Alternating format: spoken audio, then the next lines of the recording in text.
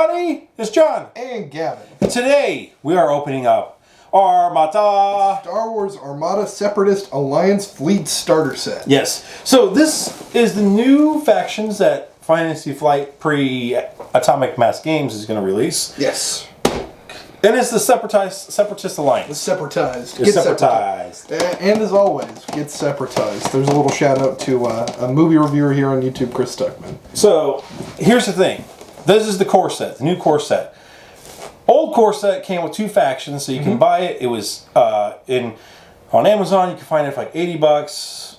Everywhere else, like 100. So I mean, it's decently priced. But you got two factions, the whole thing, so you can play with a second player, right? Yeah. I mean, it's a small. That's very standard. Like half an army. Yeah, and just then like you can how play it out of the box. How Legion plays. You had the Empire and Rebels and the Separatists and whatever. Well, this time they were just like, no, this is a one-person core set, which is cool, but it's still $80. It's $80. So you're paying, and you're paying. We should really save most of this for the reviews. Yeah, section. but it's whatever. So, yeah, that's what it is. One person, but you get all your stuff. You'll see when we open it up. You get everything. You get one-side factions and whatever, which is fine. They also changed card sizes. And they changed card sizes, yeah. So, like, all the sleeves I bought, it's just whatever. And please like, comment, subscribe. We want to thank you guys for supporting this channel because we are now monetized. We're going to say that a couple times. And we couldn't have done that without you guys. We couldn't do it without you guys. I mean, it was a huge milestone. It was a year and a half of us making videos and stuff like that, and it finally got there. You just got to keep pressing on. For those who are trying to start YouTube channels, do not get discouraged and just keep on going. Yeah, it's just a grind. You just got to keep going. A grind, exactly. You just got to keep dumping content, and eventually you'll get there. You know, you start with a crappy GoPro, and then you end up with a nice Canon 90D. Yeah, exactly. And all paid on my own pocket. None of the channel. So. But now, let's get into this. Bam.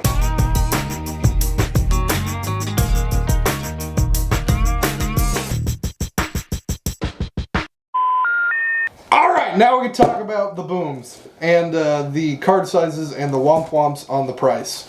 So you can, again, a friendly local game store, about $100 for the two-player Armada starter. And this is, I think, $80. $80 at your local game store. We're inclined to shop somewhere like Amazon, probably like $80 for the two-player starter, and then most of the time still like $80 for one of these. Maybe you'll get lucky and find it on sale for $60, but yeah. So that's kind of lame. Yeah, so you're paying the same amount of money, but you're only getting one side. And so, I mean, and again, you can come at us like, well, I didn't want the other side. Well, that's cool and all, but if you're buying this game to get into... super handy to have to, like, be able to trade with another player. You can trade with another player, or you can, like when I got that core set, I was like, hey, Gavin, let's play a quick little game, a basic game, to see if we even like the game. Because now if you spend $80 on this set, you have nobody to play with. So you're just like, now you have to convince one of your buddies to spend $80 to get... And to find out if you like the game. So what comes in the box? It comes with all your tokens, and your ship plates, and your range tools, and your stuff, and outdated manuals. Yep. Manual and rules, because... Outdated card point values here on these. Yes, because now Atomic Mass Games is doing this. It's just... It is what it is. It is what it is. But I will take having outdated cards and being able to look up the updated points and things on, like, Tabletop Admiral over playing Warhammer, where you have to buy a new book every 6 months. So, let me make sure. This one is the... I'm going to show you here. Sorry, I got to get the ship name. Is... I don't know the Separatist thing's very good. The... Let me try this. John Awards, guys. The Munificent class Star Frigate. So this is a medium ship. Yes. I think it is. Nope, it's on a large ship base. So, and then we also... Which is very cool, guys. I mean, I don't know if you can. Yeah, I love that ship. The Separatist ships are very cool. And don't get me wrong, I like me a Venator. But that's all they got. Yeah. Venator and the Republic was like nothing but Venators, let's go. Now, there is other ships that maybe they'll pull from not canon, which they've done before. So I guess where the Republic probably shines a little bit better than the Separatist is in their fighters. Because you have like Anakin's. Well, that's what a Venator is an aircraft carrier. Yeah. So, and then we got the hard cell. Yes, the hard cell class battle refit. Refit. So, Gavin words. This one, I know you guys probably don't know what this looks like. This is in the Clone Wars, but in the Clone Wars on Geonosis, they were like this. Yeah, Attack of the Clones. And Anakin's like, fire above the fuel cells! And then the clone pilot shoots some rockets into it, and Obi-Wan's all like, nice shot, Padawan, my young Padawan learner. Like, putting him down. That guy's gonna be Darth Vader, dude. And he puts him down through, like, episode 2 and 3. Yeah. But then they're like friends in the Clone Wars show. It's crazy. Yeah, they're like buddies. It's... Well, because, I don't know, that's what they... culmination in the final battle there on Mustafar. It's like, you are my brother Anakin! But he's just kind of a douche to him. And most of the... in most of the prequel in the films, yes, they're douches to them. But in the Clone Wars, it's like they actually have they have a good relationship. Alright, let's get in the cards here. So we have the Vulture class droid starfighters. That's so cool. Vulture droids. They're going to be movement of 4, hull of 3, attacking fighters with a blue and a red, blue and a black, and a. So they're kind of nasty. For some reason, it is not focusing. Oh, I know why. Because I have this thing on facing us. Like forward facing, not front camera, not the front camera. Let's see here. Okay, we messed up this video. So you're gonna have a lot of editing to do in this. Here's section. this. Yeah, so on this one, you got AI anti-squadron. While attacking a squadron, if you are activated by a squadron command on the dial, you may add 1 die to your attack pool of a color that is already in your attack pool and has swarm. While an attacking squadron is engaged with another squadron, you may roll 1 die. Ooh, so they're like the TIE fighters. Yes. And then the Holdor Chaw prototypes. Haldar Chaw. Let me read this. Hatter Chaw prototypes. Has swarm and the other thing, but before an enemy ship or squadron at distant 1 moves, you may perform an attack against a ship or squadron even if you are engaged. Wow, that's real good. That is real good. And this one has scatter. It's basically like getting a opportunity attack in D&D.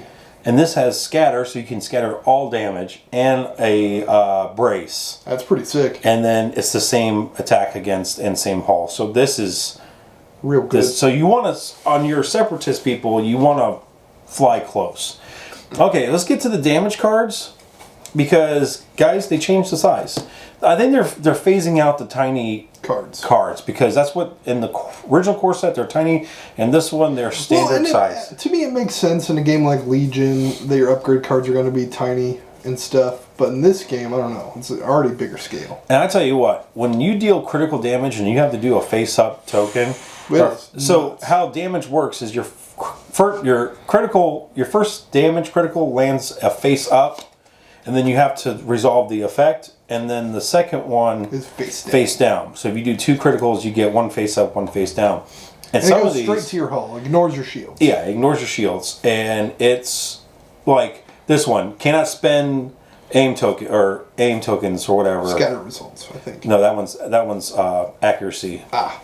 And then like these are just like your opponent may choose up to 2 hull zones. Each of those hull zones lose 1 shield, then flip this down. Like these are some nasty cards. Nasty effects. And then you got your other cards here. Upgrade cards. Then we're going to go. We got Count Dooku. You must choose at least 2 types command tokens for this card. At the start of each ship phase, you may discard 1 command token from this card. If you do, each enemy ship gains a raid token matching that command token. I'm not very good at raid tokens, so I don't know what that is. Kraken. 1 per activation while a friendly ship is attacking a ship. If another friendly ship is at close, medium range of the defender, the attacker may change 1 die to face with any one icon and no other icons. I read that and I didn't know. Rune Hackle. Oh, he's one of the Trade Federation. Yeah, one of the Trade Federations. Rune. That's such a cool name. Mm-hmm. Rune. When you reveal a command, you may choose another friendly ship at distance 1 to 5. If you do, discard any number of command tokens from that ship. This card, or both, to gain 1 matching command token for each discarded token. Wow, so you can reset your command dials. Wat Tambar. Wat Tambor.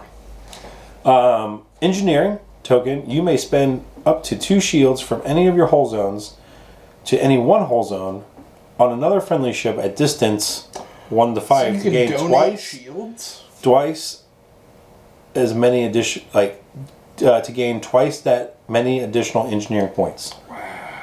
So you can sacrifice shields for engineering points on another ship. That's pretty good. And then you got the tactical T-Series tactical droid. You spend only a engineering maneuver or squad command token to resolve command. You may exhaust this card. If you do, resolve that command. If you have spent a dial at the same type instead, you may resolve that. Some of the stuff terminologies. This is battle droid. Spend 1 engineering. You may exhaust this card if you do. Flip any number of face-up damage cards with the crew trait face down. Ooh. So if you have a bunch of crew face-up things, boom. Now they're just regular damage. The effect is resolved and no longer touching you. That's pretty cool. Discarding face card damage cards costs 1 fewer engineering points. That's a Roger. That's a pretty good one to have. Hyperwave signal boost during the squadron phase. When it is your fleet's turn to activate squadrons, you may exhaust this card to choose a number of unactivated friendly squadrons at close, long range, up to your squadron value this turn. Each of those squadrons, while attacking, each of those squadrons with AI are treated as activated by squad. Ooh. That's good. And it's 3 points. And then that's all the basic stuff. Okay, and let's get into ship cards. The ship cards. These have 6 hull. They attack. So there's 2 of them here. Okay, so there's 1, and then see the other thing, they redesigned the cards. You used to have the point values here. Now they put stuff on the back.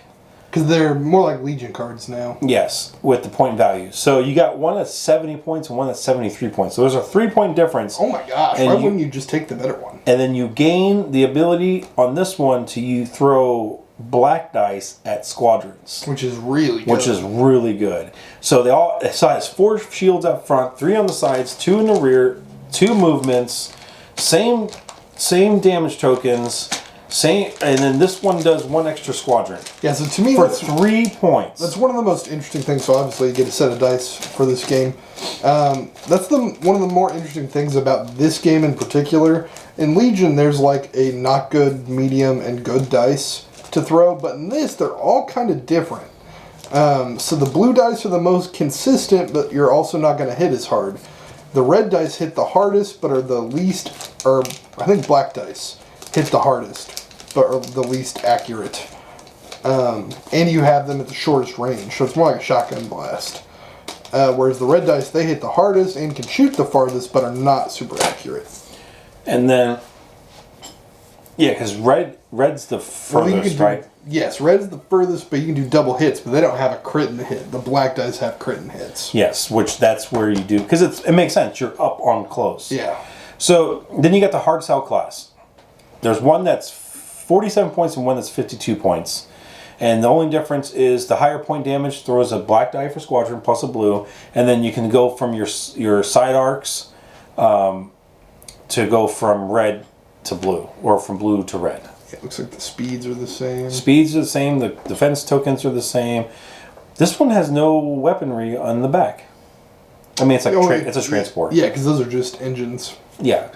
So that's kind of neat. But it has 2 shields in the back, so that's kind of neat. So it's a little stronger than most things in the back. It's a transport, because at the beginning of the war, they were switching over. That's where, like, a lot of the... So the Separatists, they just had a bunch of because it was like Trade Federation, all these things, had transports. And then they just bolted guns to these things. Yep. A ton of them. So that's where it is. So yeah, we've got your dice here as well. here's your squadrons. There's your squadrons. Movement tools. Movement tools and command dials. So that is your... And then all your tokens on this handy dandy sheet. That is your Armada Separatist core set. Breakdown. Yes. And review. And review. So overall, I'd say mostly worth it. It sucks that it's $80 still for only one faction, but it's still cool. It's still, yeah, it's a fun game. I think it's growing on Gavin, the game. I think so. We had fun the last time. We just played all the ships John had. Yeah. No upgrade cards, nothing like that. We just played a basic strip down. Yeah, and that was fun. And all the squad, I liked it playing all the squadrons, like the name squadron Yeah, people. that was really cool. That was fun. So that's where X-Wing might be more cool. Because Yeah. you really get into the name ships like Manslave 1. Or Yeah. The Ghost. Yeah, the Ghost. So please like, comment, subscribe. Tell us what you think. Tell us if we messed up, which I know we did. Yeah. We don't know the rules to this Yeah, game. we are not telling you we are experts at this game. We are not experts at any game. Much better at Legion than this game. I am an expert at war. Yeah, and at this point, we're really good at our own version of Catan. And our own version of Catan. So please like, comment, subscribe. Go to our Patreon, consider supporting us there, and we'll see you next time.